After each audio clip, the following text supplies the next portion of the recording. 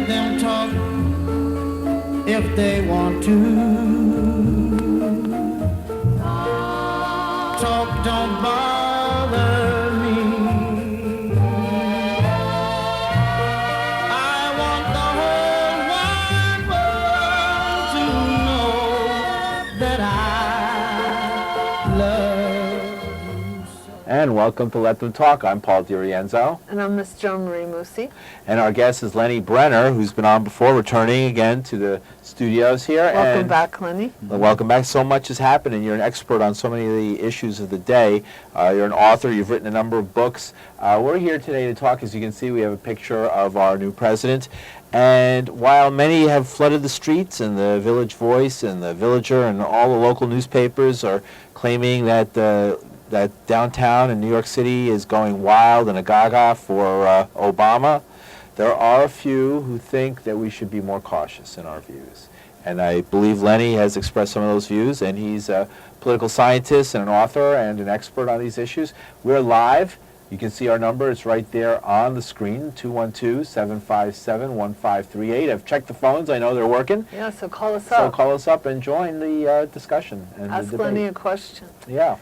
And so, Lenni Brenner, a lot has happened since you've been on. I know that you have a couple of books out there. Maybe you want to start by telling people about some of the books you've written in the past and what's led you to your interest in Obama and politics.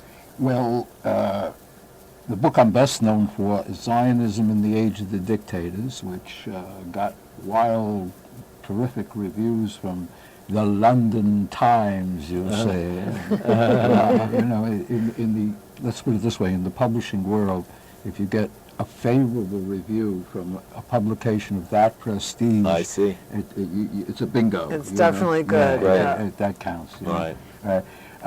But actually, of course, I write on mostly on Zionism, but I also did a book called The Lesser Evil, which is a history of the Democratic Party, Right. from Jefferson and Madison to, that was in 1988, and I just did Jefferson and Madison on separation of church and state. I am the editor. They are the authors. Oh, you're editing both of them. I edited I the see. two of them, all right? That's interesting. I got to tell you, when it comes to reading, if you read every word of Jefferson and Madison, you haven't read enough Jefferson and Madison.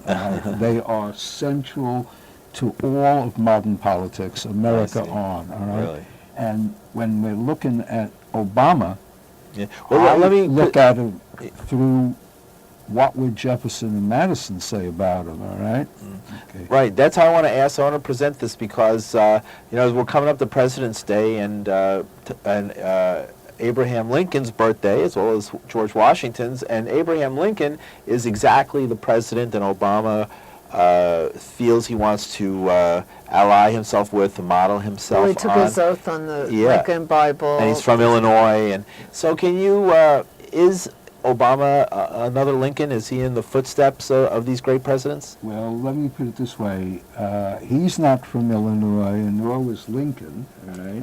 And I don't think either of them should be particularly proud of being from Blagojevich land, all right? So, okay, all right. But look, what I find with Obama is he wrote an article for Foreign Affairs, which is the establishment's Foreign Affairs publication, okay, good enough, and he put himself in the tradition of Roosevelt, Truman, and Kennedy. This was during the campaign. This is a self-definition. Self-definition, Right. all right? Now, somebody must have told him, drop the Truman out of that, because Truman is Harry dropped the bomb, all right? Yeah. Right, right, All right, so he doesn't talk about it, but Get that he son is of a bitch, Roosevelt. peacenik, out of my See, room. When you said he's playing around with the Lincoln thing, I mean, that's with the Lincoln Bible thing, Yeah. and you know, all right, but he's still talking Roosevelt, and he's still talking Kennedy, Right. all right? And the problem with that is that Roosevelt is the guy who put all the Japanese on the West Coast into concentration camps. And to make that even worse, are you ready for this? Because I've researched this, all right? When in Los Angeles, where a lot of them were, Yeah. they were stuffed in Santa Anita racetrack in the stables of Santa Anita That's racetrack. terrible. All right, now understand, the government of the United States under Ronald Reagan apologized and compensated, etc. So Roosevelt is America's official war criminal. You see what I'm I see saying? what In you're other words, saying. when you compensate the victims, Right. you're saying They're making an admission. Yeah, that yeah, I something- mean, How yeah, about I his mean, role in the harm was economy? done. Because in a lot of ways he's referring The to the New fact Deal. that the New Deal. That's and what Roosevelt- everybody. All right. Yeah. Now, I got to tell you, as wicked as he is for citing Roosevelt, because he does know. I read his books. He does know about the Japanese and the concentration camps. He's not an illiterate. All right. Right. Okay. But the business about Roosevelt solving the economic problems, and he's going to be the Roosevelt. Let me put it this way: some of that is him, and some of that is people projecting Roosevelt onto him. I mean, see. you know, I mean, Right. okay.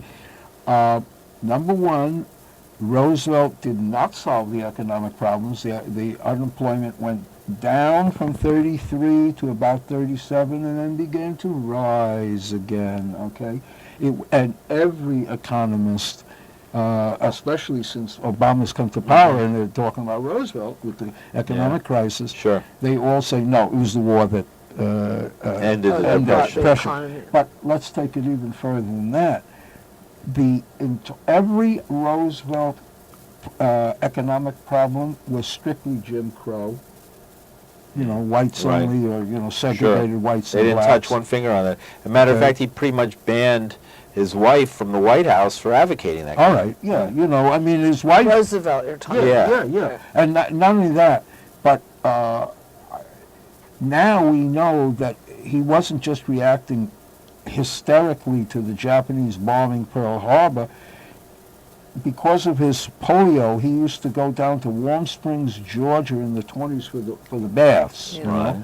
Okay? And he wrote articles for the local newspaper, and one of the articles was all about how mixing whites and Asians, the mixed breeds, they don't look good. Oh, So dear. how does this relate Okay. to President Obama, who is the most mixed president who's ever sat in the job? In other words, it's as if a British politician were to refer to something that Edward III did, you see, back in 1102 to the Right. Ancient times. Ancient times. I mean, but not only ancient. Well, let me ask you something. I mean, let's put it this way. He's for Roosevelt because the ignorant Americans are for Roosevelt. Obama is all about pandering to the prejudices, political and religious, of the American people. Okay, so that's what I wanted to ask you All about is, what do you think about Obama mania? What do you think about his incredible popularity and his interpretation by the people as some kind of savior, that he's a figure that will lead us out of problems into some better world? Okay. Obviously, it's an important thing that he is the first black president. All right. I mean, that's a major sociological change.